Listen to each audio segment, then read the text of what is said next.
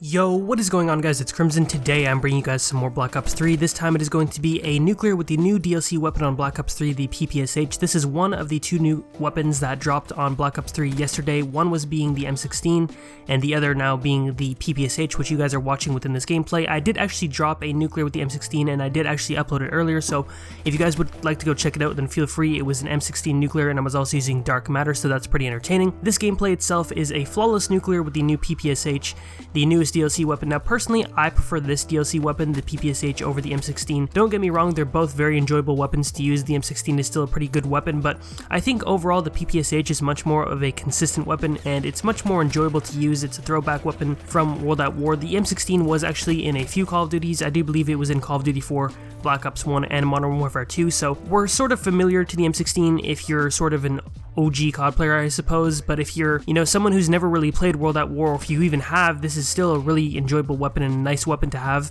return to a new Call of Duty such as Black Ops 3, just because it's only ever been in one Call of Duty, being World at War.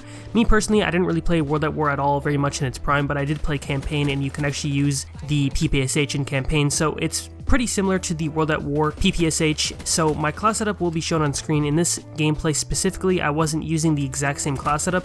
I was actually using a slightly different class setup just because I didn't have all of my attachments. So I do believe in this gameplay I was using grip, quick draw, and fast mags, but my preferred class setup for the Ppsh is grip, extended mags, and fast mags, just because it does have quite a high rate of fire. So I'm going to want to throw extended mags on this weapon, just because without extended mags, as you guys can see, I only have 35 bullets, and with extended mags you can actually get 71 with a submachine gun. That's pretty awesome. You can actually pick up quite a few triple kills and quad kills and things of the sort, so that's why I prefer to use extended mags. Then I also have grip on there just because this weapon does have a slight amount of recoil, not very much, but grip does definitely help with that, so it basically makes it so that it has practically no recoil at all.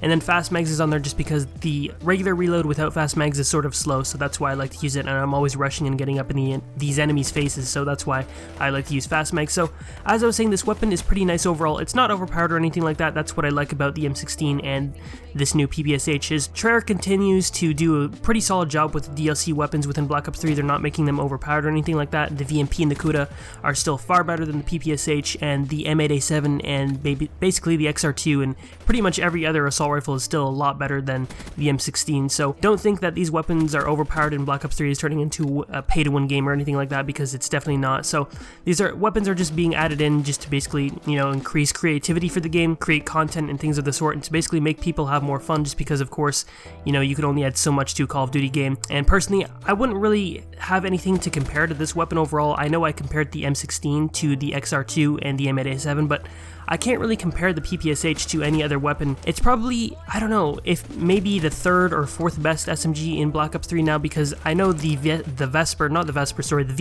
and the Kuda are probably the two best Black Ops 3's submachine guns, at least in my personal opinion. And then the Vesper is decent, but it has a lot of recoil and it's been nerfed quite a few times. The Weevil's nice and the Razorback is nice, but they're very weak. I would say that this weapon is probably stronger than both the Weevil and the Vesper, or excuse me, the Weevil and the Razorback, but those weapons are definitely much better for accuracy. This weapon is more about, really close range gunfights, whereas with the Weevil and the Razorback, they're probably better at medium to long range as well. So there's really nothing I can really compare this weapon to. Overall, it's still a very fun weapon to use, and it's definitely a viable weapon. I know unfortunately you can only get it out of supply drops, but finally the supply drop luck was on my side. I actually got this weapon at around 6 in the morning. By the time that this video is going up, it's the same day, so I had, I believe, 30 crypto keys left, and I decided to use them, and luckily I managed to get myself the Ppsh, and I had a pretty nice reaction. I really wasn't expecting it at all, so thankfully I got it, and I managed to get a nuclear for you guys. So that's basically going to do it for the video overall. I hope you guys did enjoy. It was a flawless nuclear once again with the Ppsh on Fringe. Be sure to try this class setup out if you have this weapon, or maybe if you can use a friend's account or something of the sort. And as I said, that's basically going to be it for the video. I hope you guys did enjoy. If you guys did, be sure to leave a like, and I am out. Peace.